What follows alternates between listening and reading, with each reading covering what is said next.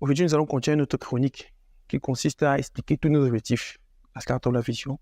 Moi, c'est Dr. Alain, médecin entrepreneur. Ça fait environ 2 mois que nous avons créé notre chaîne et l'objectif ici, c'est de permettre à tous les jeunes, tous ces confondus, d'entreprendre le mieux, le plus possible, ce qu'il veut là où il est et de s'épanouir véritablement. Parce qu'ici, nous mettons l'accent sur l'épanouissement.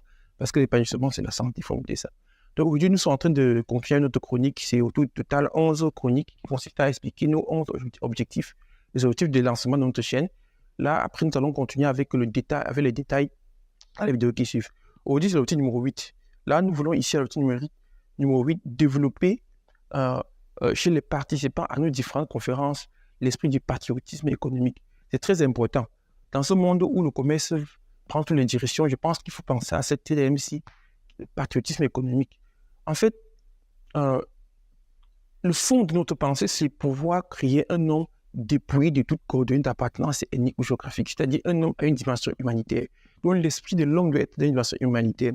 C'est normal de l'avoir, puisqu'en ayant un esprit à la dimension humanitaire, vous êtes capable de revenir dans votre communauté et avoir les théories et les principes un peu très poussés et très élevés.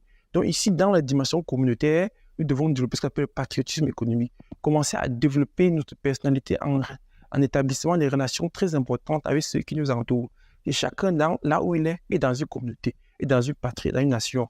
Ce qui fait que nous devons pouvoir développer cette aptitude à consommer les fruits du frère qui est juste à côté de nous. C'est important. C'est pour aussi un peu de réduire le taux de chômage et de pauvreté autour de nous. C'est très important. C'est très important. Imaginez-vous un peu tout ce que je porte sur moi présentement. Je ne vais pas de mon pays, le Cameroun, par exemple.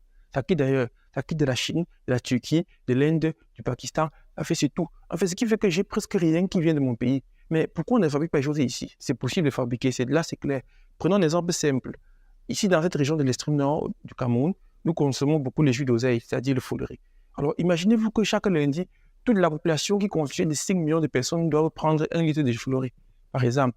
Vous imaginez ça? En fait, je vous rassure que tous les mamans au village doivent cultiver les plantations de follerie, par exemple. Alors, ça va donc booster l'économie locale, c'est important. Imaginons-nous que pendant une semaine, et qu'on boycotte les produits, ce ne sera pas facile, de brasserie, et qu'on consomme souvent le follerie. Mais l'industrie follerie va développer, par exemple, et tous les mamans qui sont au village vont pouvoir envoyer les enfants à l'école. Ça, on appelle le patriotisme économique. Pensez consommer localement, c'est très important. Valoriser le produit local et demander aux gens de pouvoir améliorer, c'est très important aussi. Et ceux qui ont déjà conçu le produit doivent apprendre aussi à écouter les autres pour pouvoir améliorer et créer les choses qui vont être en phase avec leur pensée, en fait, leur volonté, bien sûr. C'est comme ça qu'on veut évoluer. Donc, il faut avoir cette notion-là. Il faut sortir de cet obscurantisme qui consiste à écraser celui qui a sorti un petit produit, mais développer cette pensée qui consiste à élever le produit local. C'est très important. Et chacun est dans une localité, chacun est dans une communauté. Il est important de le faire. Déjà, dans chaque communauté particulière, comme dans les églises, les mosquées et tout ça, alors on peut avoir une maman là qui court, un petit garçon qui coiffe, un cordonnier. C'est important de le lever déjà. C'est important de travailler avec lui. Donc, c'est comme ça que nous voulons développer ici. C'est cet esprit de patriotisme économique qu'il faut développer, mais dans une dimension humanitaire. C'est ce qu'il faut noter. Parce que si votre patriotisme économique se résume seulement à votre pensée, vos croyances en votre communauté, vous n'allez pas grandir spirituellement, vous n'allez pas grandir, vous n'allez pas évoluer. Alors, parce que vos connaissances et vos pensées seront plutôt de pensées communautaires et non des pensées humanitaires. Vous serez toujours dans cet obscurantisme qui consiste à vivre en phase avec la bassesse. Il faut éviter ça. Donc, il faut sortir avec un esprit humanitaire, mais rester dans la communauté avec l'esprit, rester dans la communauté avec l'esprit humanitaire. Sortir, prendre et revenir. C'est-à-dire, il faut revoir, il faut discerner ce qu'il faut et qui est observé partout dans l'univers pour pouvoir venir l'implémenter dans la communauté. Ce qu'il faut noter.